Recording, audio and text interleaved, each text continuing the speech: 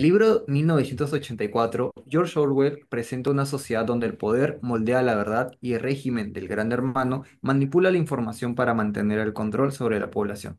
En este contexto, surgen cuestionamientos sobre las implicancias legales de este fenómeno, tanto en la ficción como en el mundo real, y su relación con el derecho a la información. En el libro, el Ministerio de la Verdad se encargaba de reescribir constantemente la historia para ajustarla a los intereses del partido. Por ello, surgió el planteamiento de si existen en la actualidad mecanismos legales que prevengan ese tipo de manipulación. Les damos la bienvenida a un nuevo episodio de Pausa Legal, el podcast de Iuses Veritas. Mi nombre es Jaime Mengual y en esta oportunidad abordaremos el tema de manipulación de la verdad y control de la información a partir del libro 1984 de George Orwell. Para ello, contaremos con la presencia del doctor Juan Díaz. Gracias por acompañarnos hoy, doctor Juan Díaz. Muchas gracias, Jamie, por la invitación a Pausa Legal de Yuset Veritas y a- aquí dispuesto para compartir algunas reflexiones a partir de las preguntas que tengas para esta entrevista. Muchas gracias a usted, doctor, por haber aceptado la invitación. Para empezar, el gobierno escrito por Orwell reescribía la historia para mantener su control sobre la sociedad. En la vida real, ¿hasta qué punto los gobiernos pueden regular la información sin vulnerar el derecho fundamental a la información? Creo que hay que tener en cuenta que nuestra Constitución lo que establece es un derecho de libertad de expresión e información, con lo cual no hay un control previo de la información. Lo que sí hay es un régimen de responsabilidades posteriores, con lo cual si la propagación de una información termina causando daños a alguien, esa persona afectada puede eventualmente pedir algún tipo de reparación. Trasladando esta idea al contexto orwelliano, ¿no? Hoy en día, la única forma en que se podría llegar a un sistema de control y manipulación de información es en el marco de una dictadura, ¿no? O de un gobierno totalitario. Hemos tenido experiencias en el Perú durante la dictadura de Velasco en los 70, de alguna manera con la compra de las líneas editoriales por parte de Vladimiro Montesinos en la década del 90 para el régimen de Fujimori. Muchas gracias, doctor, por su respuesta. Sin duda nos deja hacer un poco el contraste entre lo que se describe en el libro y en la realidad, al menos la realidad peruana. Pues evidentemente el libro describe una sociedad dictatorial que está bajo el control del Gran Hermano. Y como para las personas que han leído el libro saben que el protagonista principal, Winston Smith, era un trabajador justo del Ministerio de la Verdad y se encargaba de reescribir también constantemente las palabras, incluso los hechos históricos. Y ya en una parte más avanzada del libro se explica cómo es que las personas que vivían en este régimen del Gran Hermano no conocían lo que realmente sucedía en el mundo actual, ni tampoco las otras personas conocían la realidad de lo que sucedía en este régimen. Entonces había una total manipulación de la verdad, que esta era una consecuencia del gobierno dictatorial. Ahora, en función de ello, le realizo la siguiente pregunta. En algunos países como Estados Unidos y Reino Unido, la manipulación informativa es castigada con sanciones legales. ¿Qué pasaría si políticas similares se aplicaran en nuestro país? ¿Podría ser una solución o abriría la puerta a la censura? En nuestro país no hay un mecanismo de control previo de la información, con lo cual para instaurar un mecanismo de estas características tendría que haber una reforma de la Constitución, ¿no? Pero aún habiendo una reforma de la Constitución, esto sería poco viable porque recordemos que el Perú está adscrito, ha ratificado la Convención Americana de Derechos Humanos, ¿no?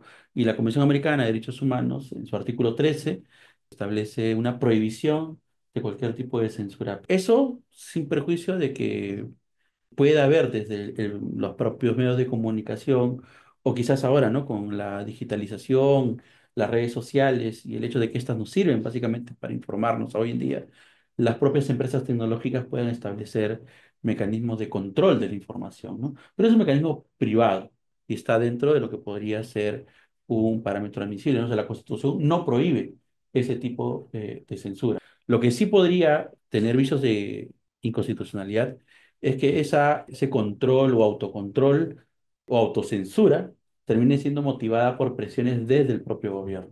Y eso es lo que sí está prohibido. Con lo cual, en el Perú es poco probable que se puedan implementar estas políticas de control de la información previo a su difusión. Uno, porque la Constitución lo prohíbe y se tendría que modificar la Constitución. Y aun si se modificara, tenemos la Convención Americana, ¿no? Con lo cual, ante un caso cualquiera, podría esto terminar en la Corte Interamericana y esta disponer, ¿no? Que esa reforma, incluso a la Constitución, es contraria al artículo 13 de la Convención Americana, ¿no? Que garantiza la libertad de expresión e información y prohíbe, ¿no? Cualquier tipo de censura previa.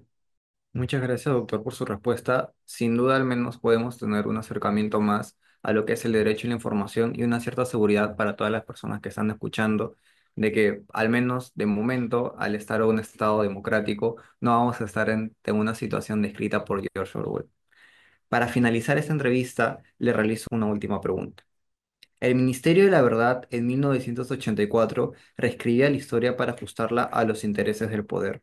En la vida real, hemos visto casos donde el derecho se haya utilizado para justificar la censura o la manipulación de la memoria histórica. Yo te diría que no tanto desde leyes, ¿no? O sea, no tanto desde la perspectiva de que el gobierno o el Congreso, a través de una ley, imponga el cambio de una determinada hecho histórico, ¿no? Pero lo que sí advertimos son prácticas, y prácticas que además tienen cierto nivel de respaldo de algunos medios de comunicación locales. A lo que hay que estar atentos es más que a políticas o disposiciones desde el Estado que quieran asentar una determinada memoria histórica, es estar atentos a estas narrativas que van surgiendo en ejercicio de la libertad de expresión e información. Pero ojo, el ejercicio de la libertad de expresión e información es legítimo en tanto y en cuanto se difundan informaciones que pasan por un test de veracidad.